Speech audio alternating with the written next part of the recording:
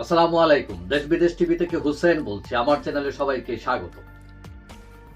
ব্রিটেনের বিখ্যাত সাময়িকী দ্য ইকোনমিস্ট বাংলাদেশকে কান্ট্রি অব দ্য ইয়ার ঘোষণা করেছে এবং এই সম্মান পাওয়ার পর এই পত্রিকা থেকে ডক্টর ইউনূসের একটি সাক্ষাৎকার গ্রহণ করা হয় এবং ওই সাক্ষাৎকারে তিনি বলেন যে নির্বাচনের পর নিজের কাজে তিনি ফিরে যেতে চান এবং তিনি এটাও বলেন যে জোর করে তাকে ক্ষমতায় আনা হয়েছে এবং তিনি যে কাজ করছেন তার ক্ষুদ্র ঋণ, গ্রামীণ ব্যাংক, এই কাজটাই তিনি এনজয় করছিলেন এবং সেখানে ফিরে যেতে চান।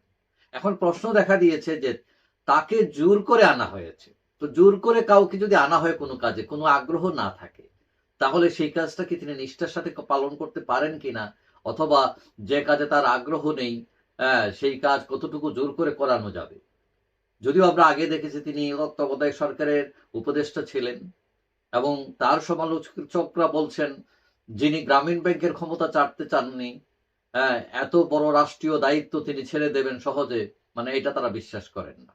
কেউ কেউ বলছেন তিনি প্রেসিডেন্ট হওয়ার চেষ্টা করতে পারেন, বিশেষ করে জামাত ইসলাম অথবা ছাত্ররা যদি ক্ষমতায় যায়।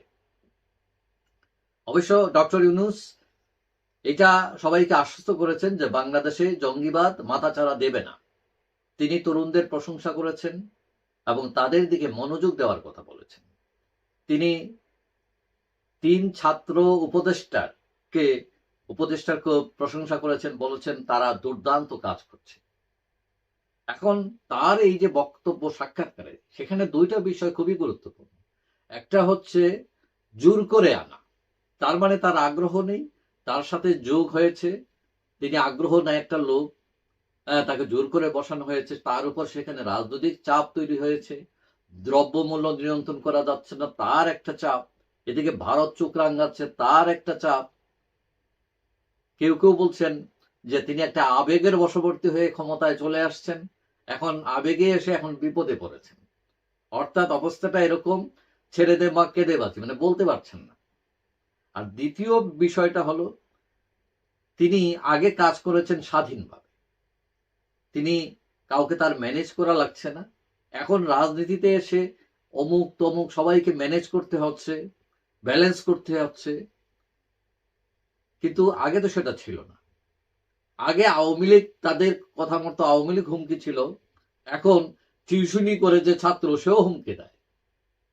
সুতরাং ইউনূসের কাছে এই বিষয়টি নিশ্চয়ই আরামপ্রদ নয়।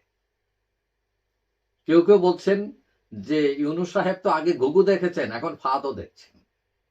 বিপদে আছেন ইউনূস সাহেব, ডেফিনেটলি। যাই হোক, সবাই ভালো থাকবেন। আশা করি দেখা হবে অন্য কোনো ভিডিওতে, ইনশাআল্লাহ। আল্লাহ।